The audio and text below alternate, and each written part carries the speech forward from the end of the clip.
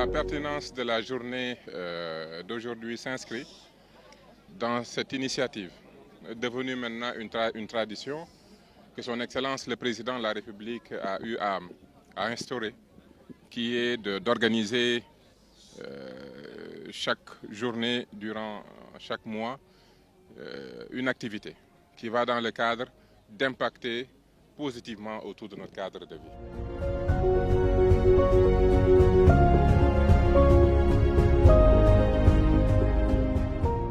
Quand le président de la République, M. Bassirou Diomaye Diakhar Faye, a été porté à la tête de la nation, dans ses priorités, il a eu à prendre conscience que notre cadre de vie est un élément central dans notre volonté de transformation systémique. Cet objectif de transformation ne peut pas être réalisé par un seul gouvernement. Il faut une action communautaire. Il faut que l'ensemble des composants de la nation puissent ensemble, d'un commun accord et dans un seul esprit, pouvoir impacter ensemble sur notre cadre de vie.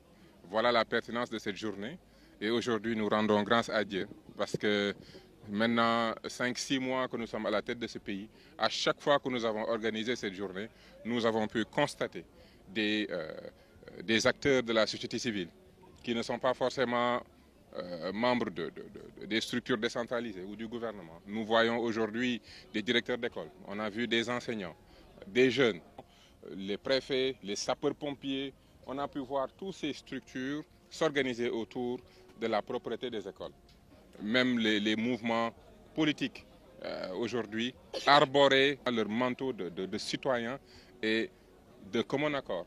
Dans un esprit jovial et très ouvert, ensemble, on a pu travailler à embellir notre cadre de vie.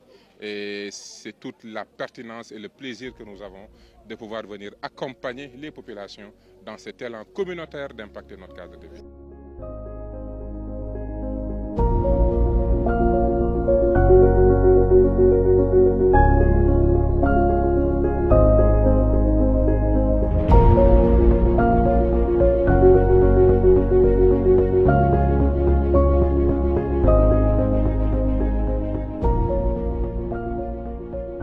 J'aimerais aussi demander à nos enfants, une fois qu'ils vont regagner leur salle de classe, ils se rendront compte que la communauté s'est levée d'un commun accord pour leur donner un cadre beaucoup plus hygiénique, beaucoup plus organisé. Maintenant, c'est à eux de perpétrer ces actions-là, de continuer à s'approprier l'école, parce que l'école, c'est comme une seconde famille. On y passe beaucoup plus de temps qu'on ne passe avec sa propre famille. Donc cette école doit aussi refléter cet état d'esprit du vrai type de Sénégalais, conscient de son cadre, conscient de l'autre et qui, avec l'autre, travaille à améliorer le cadre communautaire.